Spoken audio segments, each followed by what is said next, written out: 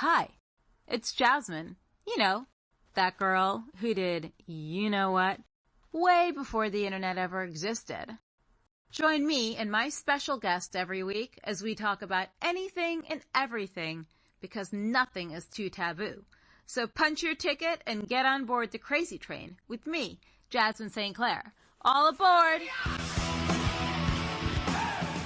Welcome to a new episode of Krazy Train podcast. As everyone knows, I love taking a walk down memory lane, especially the 90s, because it was the wild, wild west. So joining me today is my guest, Mike Quasar.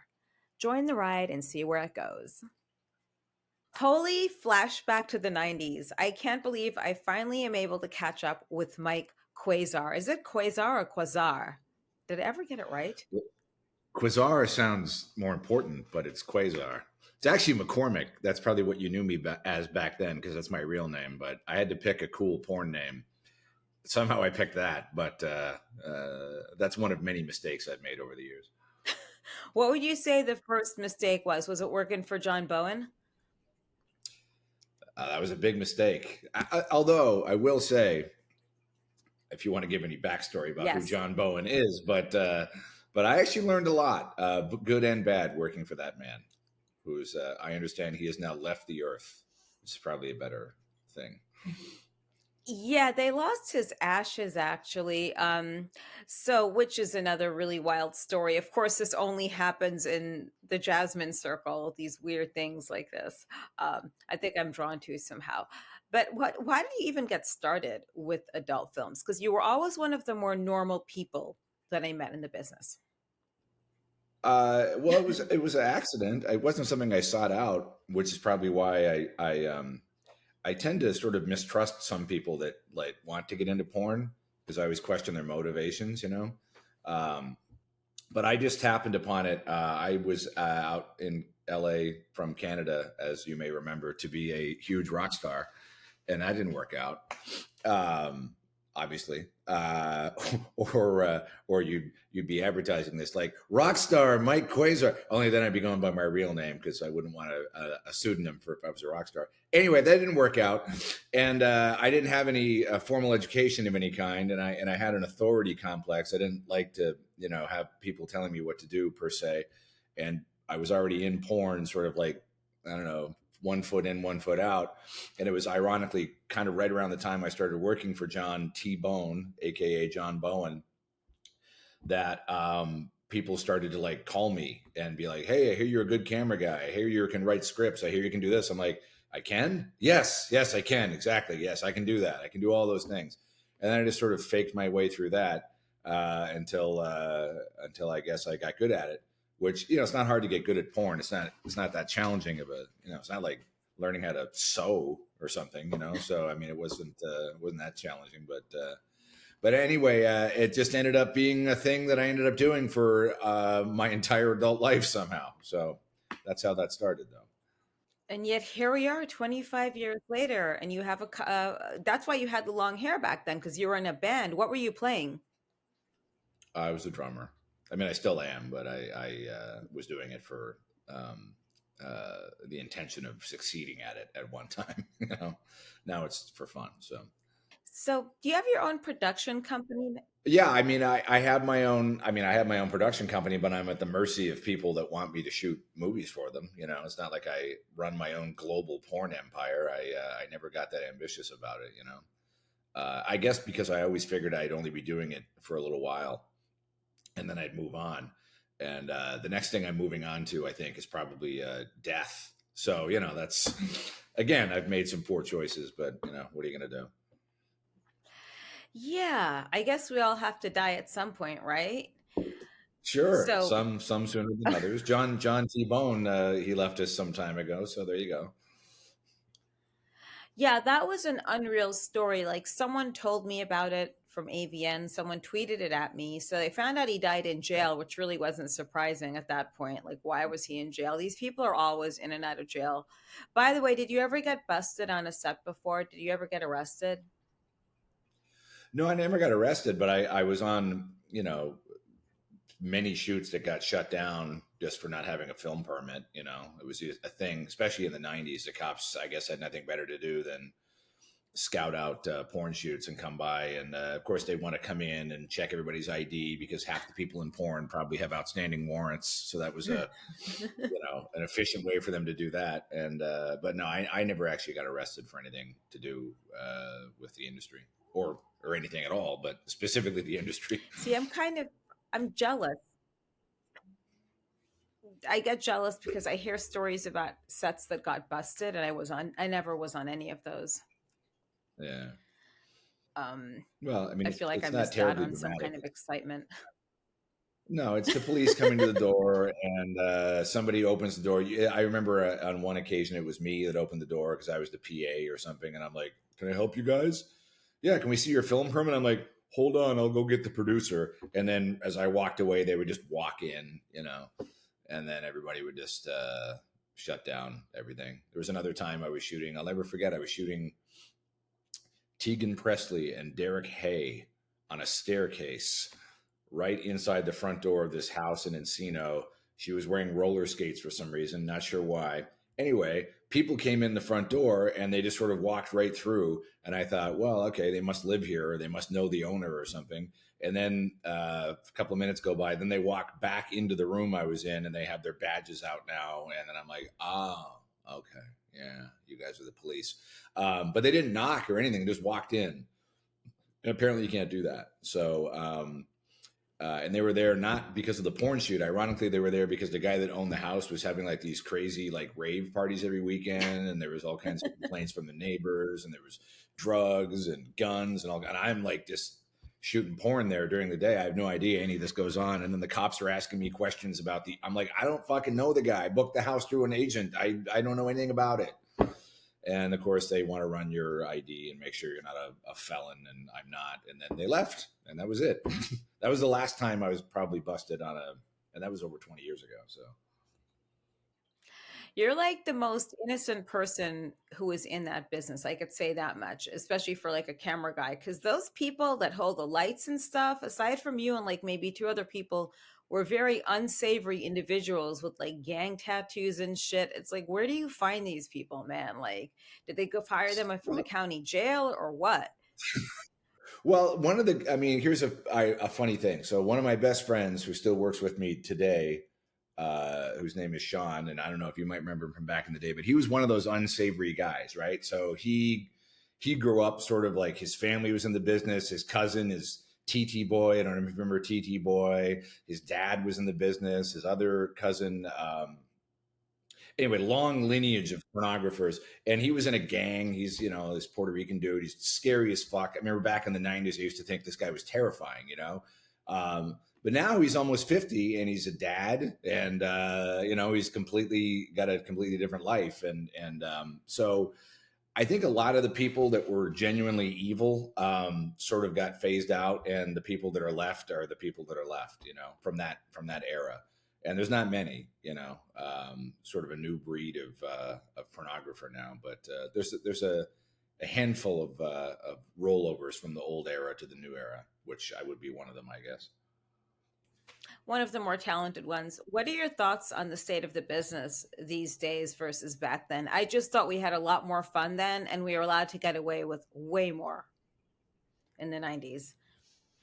No, it was the Wild West. It was, like on one hand, it's probably well, I was going to say it's a safer business now, but maybe not, because OnlyFans has sort of opened the door to any fucking scumbag with a neck tattoo and an iPhone to become a content creator. And there's not a lot of vetting, I don't feel, that goes into that. Back in the 90s, it was a very small club, and everybody knew each other, and you found out very quickly who the bad people were. Now it takes a while, but it's ironic because now the whole industry is owned by corporations. It's sort of like when the mob got out of Las Vegas and all the big corporations bought all the casinos. That's kind of what porn is now. It's all owned by like three companies. So Who? Brazzers? Who else?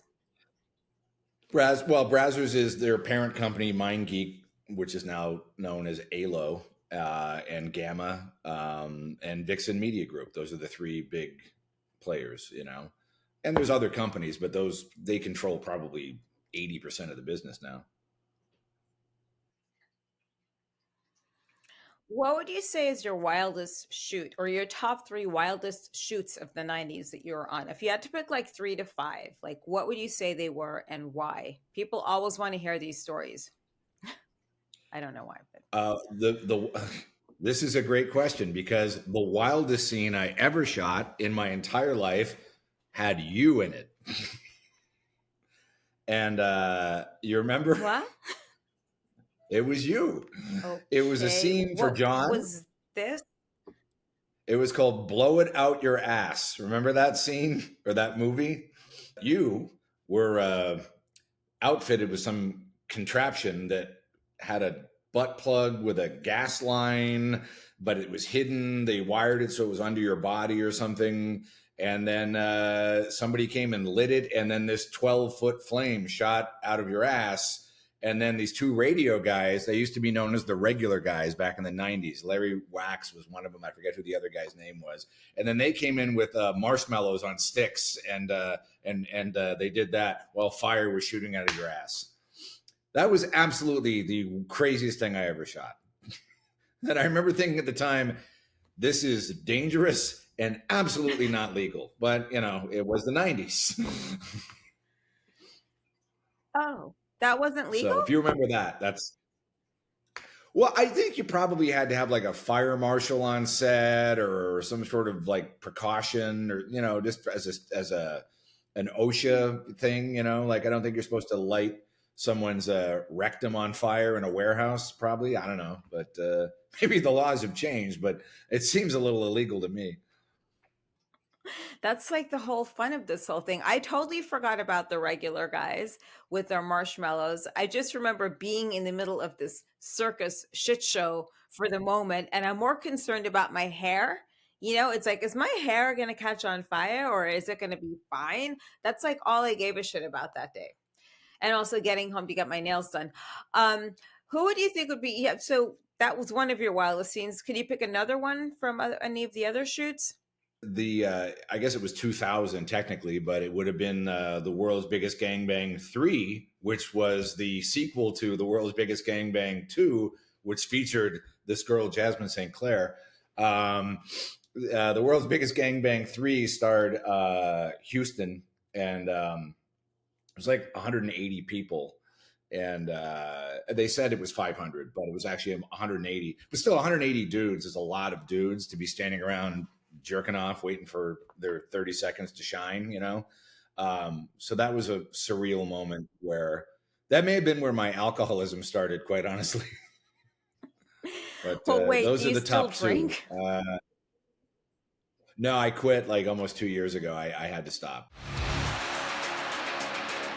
Are you looking for a safe way to bet online where there is something for everyone, including yourself? Then go to betonline.ag, where I am sure you will find something. Don't forget, it's betonline.ag for the most variety and the safest way to bet online.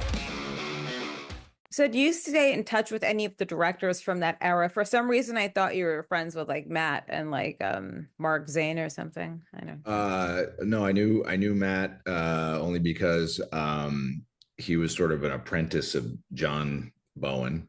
Um, and I shot for him a couple of times. Matt was a crazy person. And then he left to do music, which good for him. That's what I wanted to do, but I stayed. And his brother Mark, I used to hire as a performer, which was weird. And now he rents out a shoot location that a lot of us use. I was just there yesterday shooting nurse porn, and saw him yesterday. So you know he's still around. The father, Chuck Zane, has passed away. Maybe him and John T. Bone are in heaven exploiting young girls. I don't know. Anyway, or wherever you go when you're that inclined. When you're that slimy. Well, John got busted in Colorado for having some kind of a weed shop. Here we go again with the weed and cannabis. He was selling things he Yeah. shouldn't have been selling that had like bath salts in them, perhaps. I don't know if that was a scandal or a thing at some point. because Mm, I always stayed away from that type of stuff. yeah. As you know, who would you say would be one of the most difficult people you worked with during that era, if you ever had to name someone? As a performer or as a Yeah, director, or just as a as a performer? performer. I don't know. Well, no, I'm trying to think of like, I mean, directors that were difficult to work for were John was very difficult because Why? I guess it's because he was insane and evil a little bit. You know, he never wrote a check that anybody could ever cash. He had his bank account at a branch. He had a bank, the Bank of Los Angeles. There's one branch, so if you wanted to actually cash your check, you had to fucking drive downtown. And I did that on many occasions. And I would get down there and it'd be like, here's my check. And be like, oh, no money available. And I'm like, huh? And they're like, yeah, no funds. And I would have to go back up. And this is before the era of just being able to text somebody and saying, hey, what the fuck, you know? But John still owes me money. I probably won't get it now. He's dead. Chuck Zane still owes me money. I probably won't get that now. He's dead. But he was difficult. But again, I think I learned a lot, good and bad, from him. Mostly bad, but some of the stuff that I learned just as a John was an exceptional pornographer because he was a deviant, right? And I was never a deviant. Porn was never really my thing, so I had to learn how to shoot good porn from someone like him, you know? And I remember him always telling me, Michael, you have to change your angle. It has to be in your face. You have to get this. You have to get the shot has no value unless you can have. I'm like, fuck, calm down. All right, fine. So I kind of learned a lot of shooting techniques from just him being a creep. And then I also learned how to not treat people. Like I don't write checks that bounce and I don't make people feel like they're insane or sexually accost them in any way like John used to do. I'll never forget one time John, I don't know what the deal was, but all of a sudden John walks out into the studio and he's naked. It was terrifying. It was like seeing Santa Claus without clothes on. It was fucking gross. And I remember the girl was this girl named Candy Apples, who her Yep. claim to fame with John was that she had once taken two Louisville Sluggers in a DP, which was also disturbing. A lot of disturbing stuff from that era with John. And then John came out, and I guess because the male performer was having a difficult time ejaculating. So John came out to stunt, as they say, except, I wasn't expecting that. So it was just terrifying. And I remember him telling me, do me a favor, shoot below my gut. I don't want my gut in the shot. And I'm like, for fuck's sakes, man.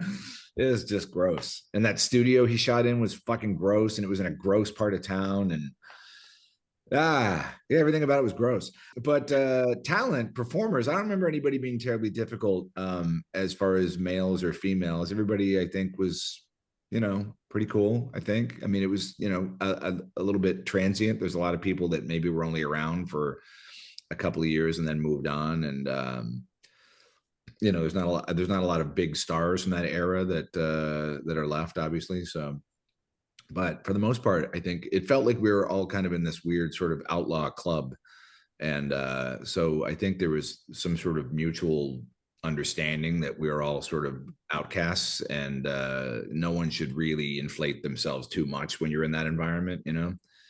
Um, Now it's completely different. Now in the era of OnlyFans, there's people that believe that they're terribly, terribly important. And, at the end of the day, like I always say, regardless of what your station in life, if you're doing this work, and God bless you if you are, but don't inflate the importance of it because really all you're doing is making money, which is good. But the end result is always just some lonely guy's tissue in a waste basket. That's it, right? There's no greater purpose to it. There's no loftier message. There's no, we're liberating people's sexuality. We're doing this. I'm a content creator, blah, blah, blah. It's just some dude jerking off. That's what the whole fucking thing, the whole OnlyFans world, the whole porn business, everything is just based around some lonely dude jerking off. That was true in the 90s and it's still true today. So I don't know where that mantra just came from, but there it is. I'm probably going to steal that from you, just so you know. So when I go on TikTok to shoot one of those 2-minute things, my Yeah, message to content creators will be, you guys are not special. This is not the 90s where we actually had stars. right. You guys are nothing more than the use for some guy to jack off in a tissue and dump it in his garbage. That's, I mean, look, and Is that uplifting? I don't really mean that. I mean, I know that sounds like a disparaging way to describe something, I love it. but I it's love the truth, It's just that now you make a lot. I mean, look, the top girls on OnlyFans right now are making like, so much more money than the top girl in porn ever made back Yep. then. When people talk about Jenna Jameson, oh, she must have made a fortune. She Mm. probably made in her whole career what Angela White makes in one fucking month. You know what I mean? It's just and good for Angela White. She's amazing at what she Yeah. does. She deserves to be where she is. But again, she's where she is because some lonely guy's jerking off in a tissue going, oh my God, look at those fucking tits. Yeah. I mean, that's it, So, and granted, she can probably buy a small town now if she wanted to, but that's, again, good for her. She's a smart business person, but the purpose behind it is the same. I just don't get how they put in all the time, like, just being on there constantly, constantly, constantly. It feels like it'll just take up so much of your personal time, consumes you personally as well. Do you think that the internet contributes to a vast majority of the mental health problems today with these girls that enter the adult business versus back then when we took a beating to the face in person, like on Stern and shit like that? Right. Yeah, it's so funny that Howard Stern is so incredibly Ugh. woke now. Back in the day, he Yeah. was, I mean, it's kind of a joke, but I don't know. I think the internet in general, just this need for constant affirmation and constant recognition and and just the dopamine hit of clicking and clicking and posting and I posted my TikTok video. I'm going to go back 5 seconds later and see how many reactions I got. I posted this thing on Instagram. How many likes did I mean, it's almost like it's becoming like this hybrid species of human now. They're like, part human, part social media. They're merging into this one entity. Because I see girls on set that when they're not in front of my camera, their phone is just that's all they're Oh, doing, like the whole fucking day. And it's not like, I mean, that's just their generation. I mean, I don't I didn't grow up with it, so I don't relate to it that much. But I know plenty of people that I'm friends with who are, I mean, most of the people I'm friends with are younger than me because I've just been around for 100 years now. But it's yeah, it's a little bit disturbing because I at some point I wonder where this life ends and real life begins for some people. It's probably unhealthy for this to be real life. And there's like it's a very hackneyed expression now, but touch grass, like literally that's a thing you should do every once in a while. You should not have your phone with you. You should not, everything is an opportunity for content. Like I see videos of girls that, oh, we went on a hike, and it's like the whole fucking hike is recorded or live streamed or whatever. I'm like, can't you just have a fucking moment of your own life that doesn't have to be shared with everybody? But that's just how we ended up. So I don't know what the logical conclusion to that is, other than AI will yeah. extinguish humanity as predicted in Terminator 2. So That's actually really scary with the yeah, whole AI thing. And there are actual Lyft drivers and Uber drivers who like those new driverless cars, Waymo. Like, yeah. why would you like that? Because it takes away from your job. Hello. Do you think there'll be such a thing as AI porn, like maybe recreating, let's say, like Marilyn Chambers AI? It's already happening. I mean, What?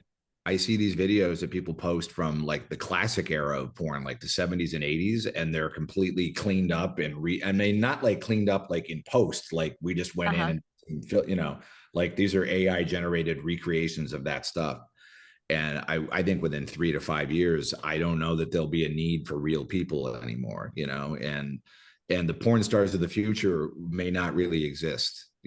Like, again, I'll just go back to Angela White because she's probably the biggest name out there that's still sort of actively, Hmm. uh, you know, so Angela White will always have a fan base, just like Julia Ann, even 25 years later, still has a fan base because she was a real thing at a real time. But the next generation, they will probably become fans of AI creations, you know, and that will be their thing, and then that can live for forever. You know what I mean? It's again, it's fascinating and terrifying, and sometimes I'm like, man, I'm in my 50s now. That sucks. My life's mostly over. And then sometimes I'm like, thank God I'm in my 50s now. My life is mostly over. So what is a week like for you? Like a week in the life of Mike Quasar? Do you do like 20 shoots in a week? Do you do like 5 a day? I just don't get like how it's sustained these days. Like I know I we'd spend don't a whole day before back in that I time. don't. I mean, I used to shoot a lot more. I'm trying to work a little smarter. I'm trying to do a little more quality over quantity. But I mean, I'll go wherever anybody's going to give me a check. So, um, but yesterday I shot 2 scenes for Slutty Nurses Volume something, whatever. And then tomorrow I have to shoot 1 scene, but it's a little bit more of a complex thing. So I'm taking most of the day to just do that 1 scene because this company is very particular. Um, I worked for a company called Zero Tolerance for like 20 years. That was run and owned by a guy named Greg Alves, who was the owner of Metro back in the Yeah, day. I remember Greg. Yeah. And so they sold that company a couple of years ago and gave me nothing, by the way. But anyway, that's neither here nor there. But that was more of a, bang it out. It was just, it was fast food, right? I would literally shoot 4 scenes in a day. I did that for about 10 years. So there was 1 year, I think in 2017 or 18, when I shot over 700 scenes in a year. It was like an absurd amount of porn. And I don't shoot as much anymore. I still don't know how anybody makes any money doing this because it's all free. It's which is why people are so paranoid about every detail has to be perfect, because you're appealing to this tiny minuscule amount of people that will actually click through your dumb ads of people stuck in washing machines and whatever and actually join a porn site, right? There's such a small amount. You have this giant funnel that's Pornhub, and then it just goes down, down, down, down, down, and then here's the people that will pay. So whatever they want, we will fucking sacrifice a goat, whatever they want, that's what they get, um is what it is. But I guess that's what happens when you give away your product for free for 15 years and then expect people to suddenly pay for it for some reason.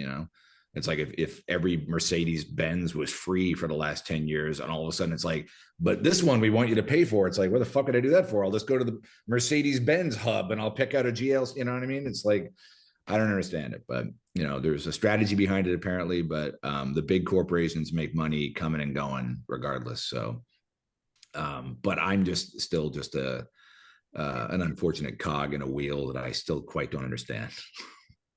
I think you'll get it one of these days. Back to this whole thing of having AI adult film stars. Yeah, How the fuck do you have a CES convention then? How do you have like an award show? Like you can't get autographs from these people. I Remember, don't. like it was so Yeah, much. I feel like there are too many performers now.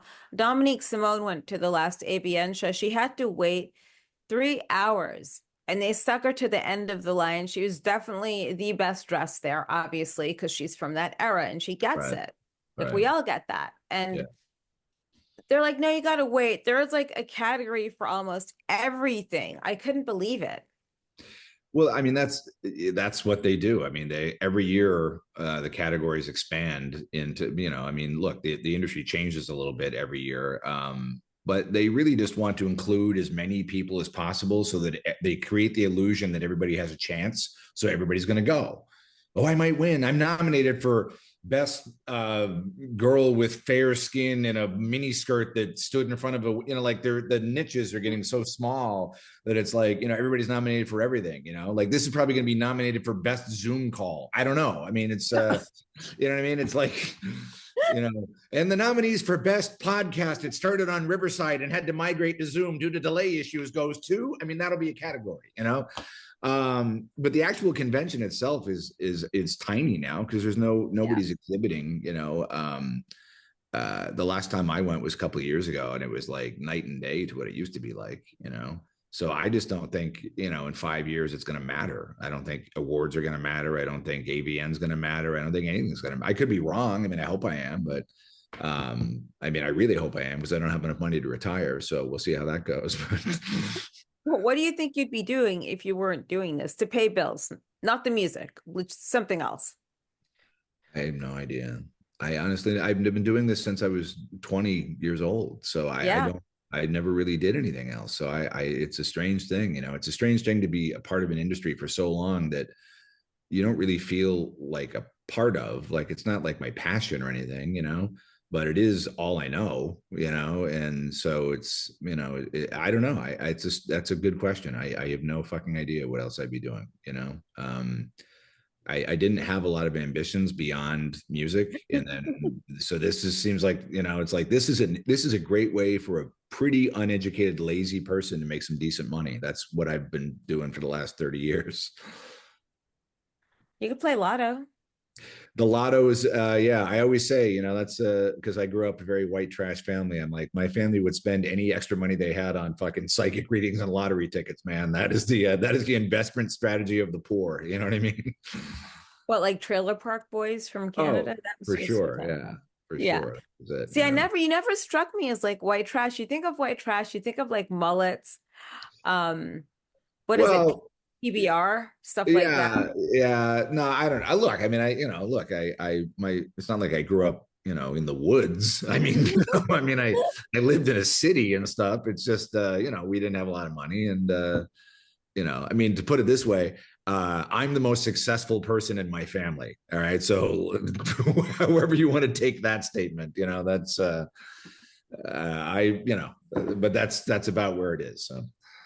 But I honestly don't know. I don't know. I don't know that I'm qualified to do anything else because I need to mostly be my own boss. Mm-hmm. Um, and even though I have to answer to people, and that drives me insane because sometimes I have to be very polite to people that I think are fucking morons. But I mean, not all of them. Some of them. Anyway, I'll probably lose Just a say job it. for Just that. fucking spit it out. That's what I've Yeah, you always done. I motherfuckers, you don't think give you a know shit. everything. You don't know shit. Anyway, long story short, but I also have to rein myself in and go, okay, you know what?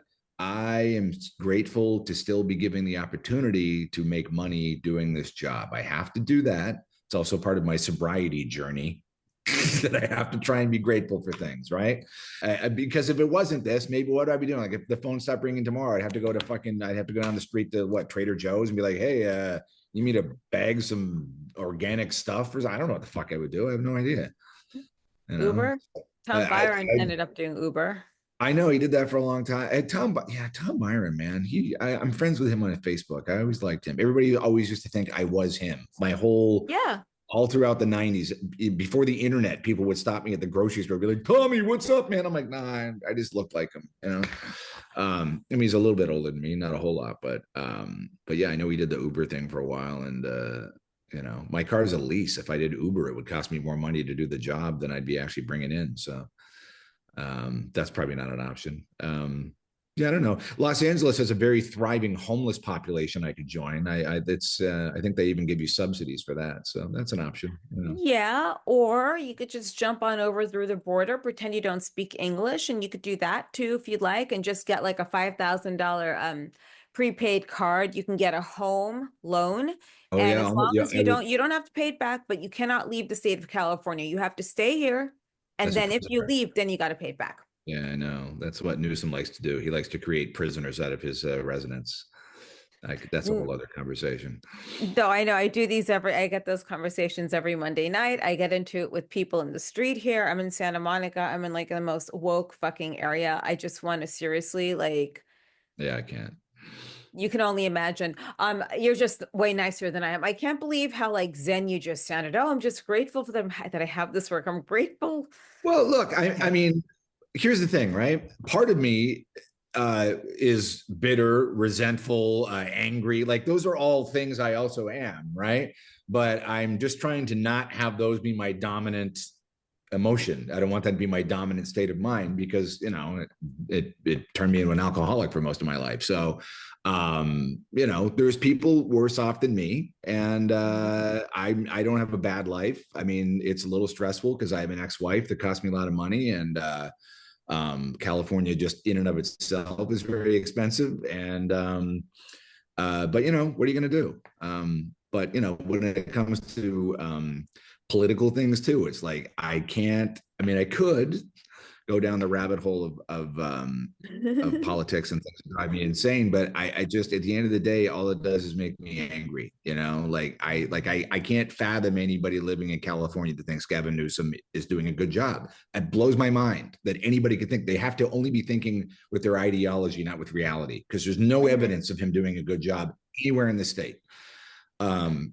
but I'm not going to dwell on it. It is what it is. All I can do is hope that maybe one day he's not the governor, and whoever is the governor isn't following in his footsteps. Although this is California, so the next governor is 100% going to follow in his footsteps. Well, we had enough signatures for the recall. I know because Yeah. I got a bunch of signatures down here, but it is California, and unfortunately, California. And this is not something you think about during the '90s because it was so different.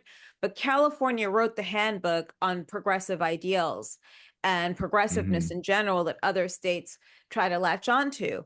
And like I said, back in the '90s, we were the Wild West. We were doing all the crazy shit. We didn't give a fuck. And now it's just things are so, I don't know, touchy. And that's why I just tried to figure, like, how are you still working in adult, like doing anything? Because I remember you were a little bit cynical. Yeah, yeah, yeah. I'm definitely still cynical. I mean, there's no question. But look, I have to put it down to two things. I mean, first of all, just from a business standpoint, the entire industry is run out of Montreal now, right? So Really? people like me, yeah, people like me are just outposts. There's no companies in California anymore, like zero. For me to do business in California now, every single year there are new regulations and things that I have to adopt that cost money that nobody wants to reimburse me for. It's almost impossible to do business in the state of California now. That's why everybody's leaving. Um, and it's all under the guise of protecting the workers, right? And again, Newsom is incredible at solving problems that don't exist in the first place. And Adam Carolla said it perfectly once, where he said, um, California solves problems that you would solve if every other problem was actually solved, right? Like you can write a law that says Target has to have a gender neutral toy section when there's no more homeless people, right? When there's no more homeless people, when there's no more, wealth inequality, when there's no more, tripping over hypodermic needles and human feces on the streets of San Francisco, when all of that is fixed, let's talk about the gender neutral toy section at Target. But until then, it's not, it's a moot point. But they do the opposite, right? They're going to solve the problems that don't actually fucking matter to look good, to look, progressive. Meanwhile, the whole fucking state is crumbling into an abyss and no one seems to notice because the people that have the loudest voices are the people who live in gated communities and they don't actually have to see any of these people anyway. It's just loaded with hypocrisy, and I hate all these fucking people that speak just from their ideology of it's like every Ayn Rand book has come to life. And I was a huge, still am a huge fan of Ayn Rand, which in and of itself is controversial nowadays. They're like, oh my God, what are you, a Trumper? Why? Because I read a fucking book? No. Whatever. Now, I could proudly admit I'm a Trumper, and I don't care what people say. I've been called like a right wing, what was it called? A right wing nut job, a Yeah. far right white supremacist. Like I don't really care though. But see, I here's didn't. the no, I was going to Huh? say here's the ironic thing, right? Like in the '90s, it was always the Republicans and the conservatives that wanted to censor everybody and tell you Yeah. how to live your life. And so obviously in the '90s, I was incredibly liberal, right? Like I'm Mhm. not, now it's the opposite. It's like not only are you being told what to do, what to think, what to say, you can't do this, you'll get canceled. These are all things that come from the left. Mhm. So I'm like, and as an anti-authoritarian person, it's like I will automatically go to the opposite of what you're telling me I have to. When you tell me I have to do something, I have to think a certain way, I have to believe a certain way, I'm gonna just to be a contrarian, I'm gonna go over here. So, reasonableness lies in the center, but a lot of people on both sides don't want to be reasonable anymore. So we now look where we're at. Um, Yeah, I know. And La La Land to boot. yeah. You'd never think these things would come up from the '90s because we just had the most dazzling, sparkling time ever. Did you get any awards, by the way, ever? You had to have gotten something. Oh, wait, look, hold on. Oh yeah, here we go. Here we go. This is the only one I got, and it's for sale. I'll give it to you for $5. You can use it to hold open your door when you're moving furniture. What was that from and for what year? 2013, they decided that I'd done porn long enough that they could put me in the Hall of Fame. Wait, why is yours what why is your trophy nicer than mine? I don't know. They maybe by 2013, they maybe were spending more money on trophies. I don't know. Probably made Yeah, in China. mine is nice. It's not that nice, but I have one. I got it in 2010 for like being inducted into the Hall of Fame. I'm like, Yeah, well, it's the okay. same thing. Yeah. I Yeah, remember they that. mailed it to me too. I'm like, wow, that's really fucking tacky. So, but I I don't think I was Paul Fishbine's favorite though. I was always a bitch to him. well, he's long gone, so Oh, did he But die? no, he didn't die. Oh, I love the glee. You're like, oh, he's dead? No, he's very much alive, but he doesn't own AVN anymore. He sold it. But no, I didn't even I got that in I didn't even get that award until 4 years later. I just happened to see Peter Warren once. He's like, your Hall of Fame trophy is just sitting in our office. I'm like, there's a trophy? I didn't even know you got a trophy. I just yeah. thought mention you on their website. So I'm like, oh, okay. So I now I have the Hall of Fame trophy. I figured, and I used to just keep it in a closet, but now I actually keep it there just because if I'm going to spend my whole life doing something, and that's the only thing I have to show for it, I should at least put it somewhere where a casual observer can go, "Hey, what's that?" You know what I mean? So So it's I guess after all this time, the business really isn't what most guys think it is. But at first, when you got into it, were you at least seduced by it? Like, wow, this is kind of cool. I got to shoot naked chicks all day long.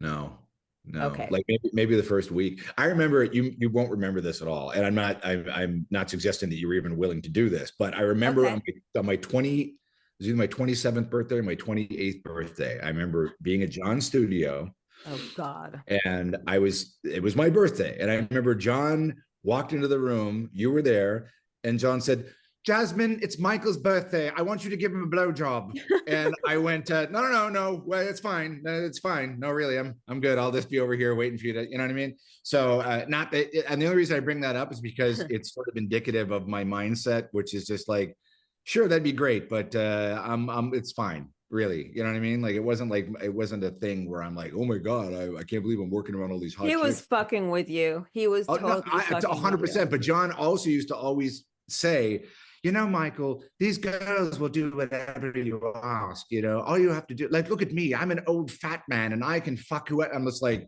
that's great fatherly advice. Thanks for that, John. I just never, I never, that part of it never necessarily appealed Fucking to me. rocker. Yeah, Yeah. he's crazy. I mean, I think he filed bankruptcy like 7 times, but was still able to get bank loans, which is a very specific art or talent you have Yeah. to have to doing Yeah. that. His wife, who was whatever that mail order bride from hell, Papa she, porn. That was well, her name. yeah, she turned out to be okay after like I didn't have to have anything to do with them, Right. but yeah, he he always put his 2 cents in. But there's certain girls, we can get away with this stuff with, like maybe Candy Apple, someone like that, or like Mila. Remember Mila? Mila, yeah, of course, yeah. And he had that other girl that was like a contract girl, Oh, Angel. my Uh, friend Angel.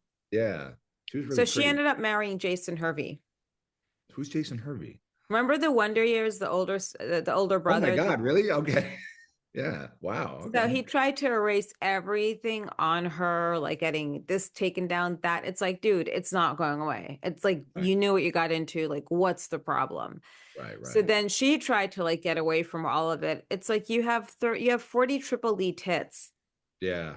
You're not going to Hard to get walk away with away from anything. those. What? I said it's hard to walk away from those. They kind of follow you wherever you go. Right. So I Yeah. mean, it's just this thing where people try to erase their past in that business. But I'm glad you're still around and you're trying to do what you can, and hopefully you hit the lottery. I heard Dave Hardman won the lottery, by the way. Dave Hardman won the lottery. Oh, Yeah. man, I haven't heard that name in a long time, but good for He's in him. New Mexico hiding out from everyone. Wow. Dave Hardman. Who else? Who were all those guys back then? There was Dave Hardman, Steve Hatcher, Rick uh, Masters, Rick Masters. Wow, Rick Masters. Um, Brandon Iron. Brandon Iron. He's dead. Yeah, Uh, Earl Slate is too. Earl Uh, Slate's dead. I forgot about that guy. What happened to him? well, um, Something untoward. well, supposedly it was drugs, and like they thought he was doing drugs in a hotel room. Then it got reopened as a murder case. Ooh, all right, And some people got questioned because they were still friends with him and were right. hanging out with him, but they think someone gave him a hot shot. Wow. Okay. It's really sad. And then there's Luciana, who's still around. He works with Claudio. Remember Claudio? And of course. Well, Yep. And then Claudio. who Yeah. else was there? Uh, They're yeah. all around. They're knuckleheads, is what I call them. Not A lot of Claudio, a lot of knuckleheads. Claudio's still around. Yeah. and Luciano, who became Michael Stefano. I shot his first scene ever in an RV for Dion for Elegant Angel, Oh, like Jesus 1997 or Christ. something. Um, That's such but white trash. yeah, he came back. He came back like last year. I guess he lives in Thailand now or something. But he came back. He's like the DILF guy now. Everybody was like, "Oh my God, Michael Stefano," and he was making a boatload of money because his rate was like stupidly high. Because he hit me up. He's like, "Hey, I'd like this," because I used to shoot him all the time back in the day, and I'm like, Yeah. his rate was higher than the girls. I'm like, yeah, I can't really do that, but but somebody is, so good luck. Um, Yeah, but I don't get that. I mean, I don't to know. each his own. I guess every ass has a seat. What are your thoughts on the MILF porn? That's it seems it's the big thing right now. It's been the big thing for a while, but Yeah. yeah, I mean, look, it's the thing. There's still that awkward because everything in porn is genre specific, right? So you're either a teen or a MILF, and there's not much in the middle. In the 90s, you could be in the middle. We just shot porn. There wasn't all these, things. So it was a lot more fun to just shoot porn than it was to be like, fucking, MILF Lovers Volume 7026. You know what I mean? But I mean, it makes sense. I think that the demographic that probably consumes the most porn are the young guys that are watching it for free on their phone, and they probably have these fantasies about older women, right? So, um, I don't know. And then conversely, the old creepy dudes that are sitting on their eating their easy chair with a bottle of fucking Coors Light beside them are probably watching the young babysitter porn. Like, I remember when I was young, and you know what I mean? Who knows? I don't know, but there doesn't seem to Yeah. be much in the middle. Like I always say, porn isn't really about sex anymore. It's about marketing, and which is unfortunate because you would think that it's about sex, but it's not, or not as much as it used to be anyway. Yeah, there were so many beautiful girls back then, and it was so glamorous. Nowadays, I don't know what it is. Like everyone's a content creator. I had to correct a girl once who said she was a porn star. I'm like, you're not a porn star, you're a content creator. It's two different things. And they don't even test the way that they did during the 90s, which brings me to my next thing. When you said it's a lot of younger guys watching MILF porn, Yeah. I feel as though the younger generation, most of the guys might watch that because they get so emasculated from the girls their own age. It's And they're possible. like almost afraid to talk to them. And, especially with this fourth wave of feminism Yeah. that's going on in this country and all over, maybe not in Canada. Do you see yourself moving back to Canada since the companies are there? No, no, because none of the Okay. production is there. The companies are all in Montreal, and I don't speak French. Pourquoi? Tu parles pas Uh, français? I see what you just Vous êtes said. incroyable. Yeah, see, you're impressing me. I don't speak none of that. I can say avec fromage. Yeah. So, Avec fromage. yeah, that's all I got. But no, I feel like in a strange way. Well, first of all, I don't like Justin Trudeau at Yeah. all. He is the Gavin Newsom of Canada. Uh, so moving back to Canada would be counterproductive. Also, in a strange way, I feel like if I did move back to Canada, I failed in a way. You know what I mean? Because Hmm. uh, I love it. I still go back. I mean, my sister still lives there, and my nephew and my niece, but I don't go back as much as I used to. But no, I definitely would not move back there. If I'm going anywhere, it'll be to Florida or Tennessee or someplace where you can actually buy a house and and not have to trip over human feces when you're getting your newspaper. Not that anybody goes to get a newspaper anymore. That shows you how old I am. Yeah, I think newspapers are great. I love the smell of an actual paper, not without not with feces and piss and all that though. Um, yes, but just Trudeau, incroyable. So if people want to find you online and watch some of your works, where can they actually go if they want to find you and talk to you and whatever? Well, How do they, you do? they they can find me on the X platform at Mike Quasar, Quasar. They can find me on Instagram at the same thing, even though I don't post on Instagram a lot because I don't know. I don't really understand it, but you can see pictures there that I put up every once in a while. Sweetheart Video, sweetsinner.com, realityjunkies.com, throated.com. I shoot for so many .coms now. So I'm out there. I still shoot a lot of porn. And if you've watched porn, you've absolutely seen some porn that I've shot. You just may not realize it. So, you know. Yeah, behind every great porn scene is a great camera guy. Or a guy that showed up with a camera. Yeah, I mean, whatever. But it's Not a quite a cell phone. legacy. Yeah, or a cell phone nowadays, right? That's the Yeah, thing. Oh well. it really is. I know it's like it's such an intrusion in privacy. And I believe like back then, imagine having a cell phone on set and just shooting stuff behind the scenes. Yeah, It's so spun out of control. there was a period of time where we were sort of like, we shouldn't let the talent do that, but it's almost like, going to a concert. I mean, how many, even the bands that were like no cell phones at our concert have kind of given up on that. I mean, I think it's amazing that you rarely see live shots of Tool because they're Oh so, yeah. you know. But they were like the only band. Everybody else just gave up. It's just like, yeah, whatever. We know you're going to shoot the whole fucking concert. There's nothing we can do about it. It is what it is. So it's the same thing when talent comes to set and they're doing their selfies or they're shooting their video. I'm just like, yeah, I just want to go home. It's fine. Do your thing. You want to shoot the scene that saves my back. Knock yourself out. You know. Yeah, they show up with their like suitcase pimp, and then they have the suitcase pimp shoots the stuff.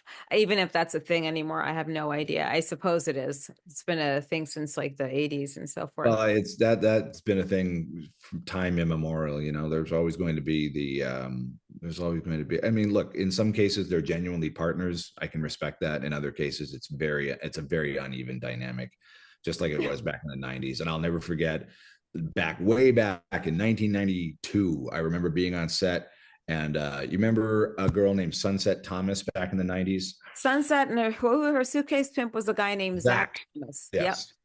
I'll never forget him pulling into the parking lot of Track Tech Studios where everybody used to shoot in Canoga Park. And he pulled in like this, I don't know, Trans Am or something, this convertible. And he pulls into the parking spot and we were all outside smoking. And he goes, "Look what Sunset bought me." And I remember thinking to myself, I'm like 20 years old. I'm like, what a fucking piece of shit you are. Like, really? Come on. Look what Sunset bought me, Yeah, what a You loser. should That's think actually about pretty me. shitty. Yeah. Well, so That was that's the my term. first encounter with a suitcase pimp. There have been many over the years. Yeah, he lived up Anyway, to the term for sure. Well, thanks so much for catching up with yeah, us. And I'm sorry about the of glitches course. earlier, but it's going to turn out great. It is. And hopefully, I'll see you Yes. play drums someday or catch up somewhere down the line. And tell Kylie I said hello, please.